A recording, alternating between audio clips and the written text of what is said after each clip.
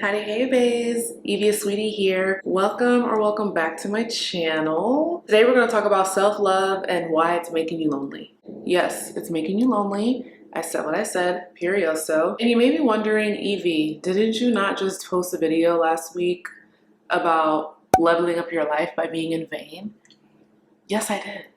Yes, I did, madame, my dear. I did. Today's video is about why so many people are super lonely, and why I really think is because people are lovers of themselves and not loving others, and that's why they're lonely. So if that interests you and it piques your curiosity, then keep on watching. I'm all for self-love as far as love yourself as you would love other people. In this society, especially, I'm in the United States, it's very individualistic. It's super individualistic. And I think with it being that way culturally, our society is full of loners. And mind you, I'm speaking to myself as well. Like, it's full of loners. It's full of people that only love themselves, only care about themselves, but we don't know who our neighbors are. We don't go to community events. We don't want to go meet people and go out our way to say, hi, how are you? Or smile at people when we walk past them on the street. Me saying this is not to judge the self-love or self-care community, because I'm definitely a self-care lover girl. But I think we have to really be aware of, why are so many people so lonely? Why are so many people out here mental health in shambles? Why is that?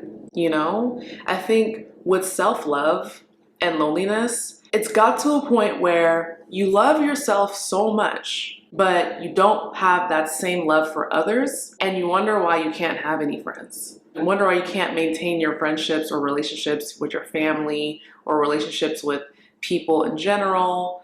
It's like a society of people running off of ego, folks not wanting to be vulnerable anymore, and people not wanting to actually spark a relationship and have love for one another.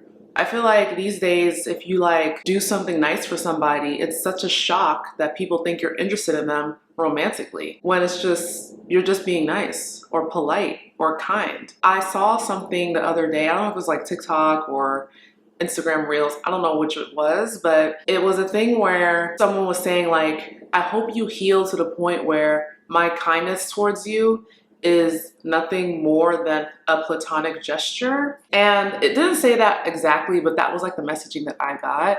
And I really resonated with that, because I think these days people want connection, and we connect with one another online. Like me, I connect with my audience, you all, on YouTube, and I love this for me, and I love this for you too, and I'm connecting to you all too. But I think it's important to have this level of connection in real life, not through a screen where I'm just doom scrolling to figure out who am I gonna get the next dopamine rush for, or from. Can't really talk that well today. This is really kind of related to why I quit social media and then now I'm back. I got to a point where I got tired of feeling false connection, and I wanted to focus more on taking a break and getting my real life in order, right? But I think now that I'm back on, and now that I'm very self-aware, and now that I intentionally connect with people so I can get them to feel inspired and to feel like a positive light in their own lives and to others, keyword and to others, we have to remember as human beings, we cannot live on this earth alone. We can't do it all alone. We can't be superheroes and superwomen and supermen alone. I'm really sick of the notion of self-made or self this or self that, because it's we need one another, and there's nothing wrong for someone having their hand out if they need help, or for someone reaching out and opening their hand to help someone.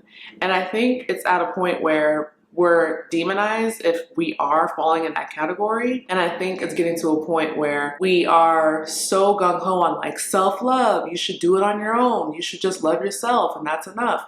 But there's not a lot of accountability of, but how are you treating other people? How are you treating that guy that delivered your Amazon package?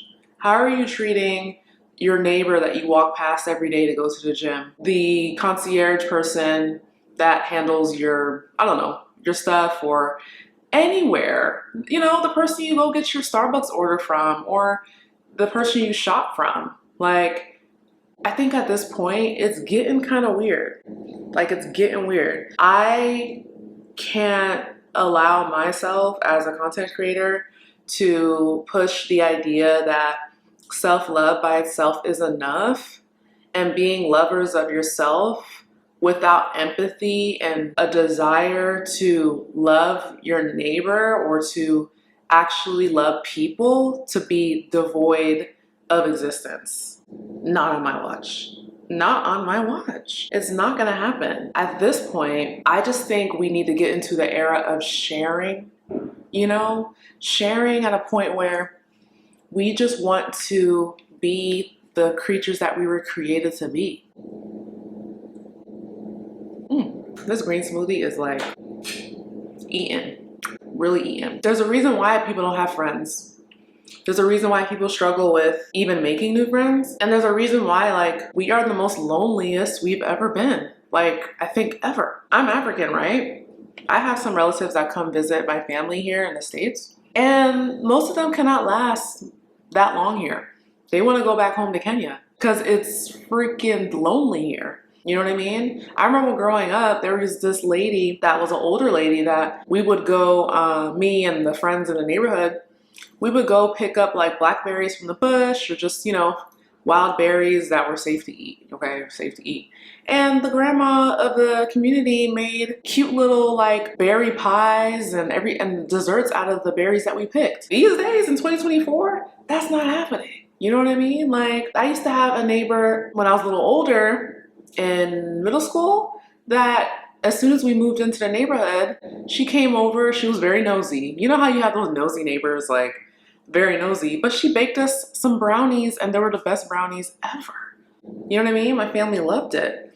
Now, I don't see that being the case with the world we're in now. Now I feel like there's anxiety, and for me too, low key, where you are walking towards someone and immediately our safety net is our phone to like look down while we're walking and, you know, not have eye contact with the person we're about to come across. I'm over that. I'm over it. I at this point, I just think we gotta take accountability for why we're lonely. You're lonely because you don't like people, and you don't even really like people. You don't like yourself enough to know that there's another human being that wants to connect with you, and you're too closed off to connecting. And when you figure out how you can get to a point of breaking down whatever wall or trauma within you that's forcing you to not connect the way that you should, then I think we need to address that. I'm sure there's like a bunch of scientists and everything that's going to tell us like why we're lonely and what we need to do. And obviously there's like the workplace and